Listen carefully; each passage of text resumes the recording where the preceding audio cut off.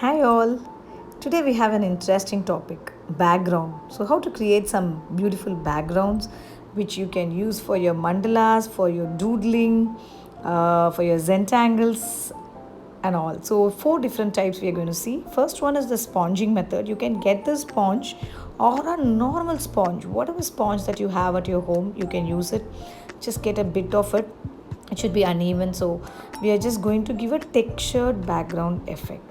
So I'm just dabbing it. Try to take little of paint for any background creation. Try to make it very light, not very dark, because the foreground is going to be your main picture. So we are just going to create a canvas for our painting.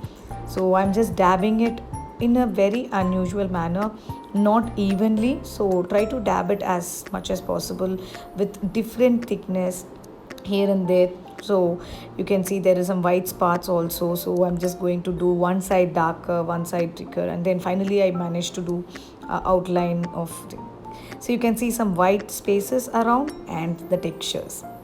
Second one is a very interesting one. Everybody would have been doing the spray painting with the toothbrush. That was what we learned in our schoolings, right? So that's another nice way and easy way to do a spray. So use a brush, two brushes. So how I use this, I have a brush. I hold it in my left hand. Yes, that's another brush. So I hold it in the left hand. I take some paint in the other hand.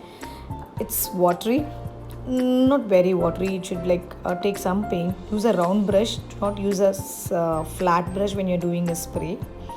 So do the spray all around.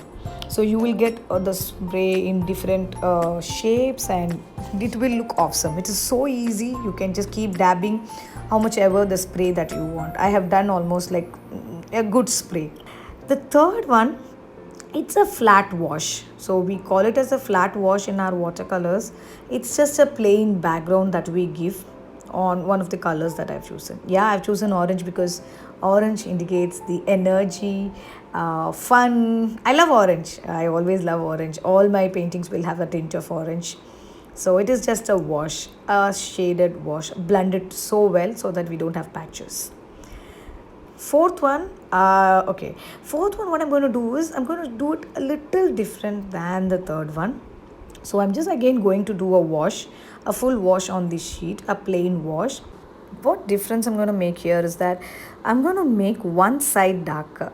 The top portion of it is going to be a bit darker. So what I did is I gave a plain wash and then gave a second wash on the top. So how do you like it? Just keep trying lot of textures. Do share the interesting textures that you have done. Bye bye.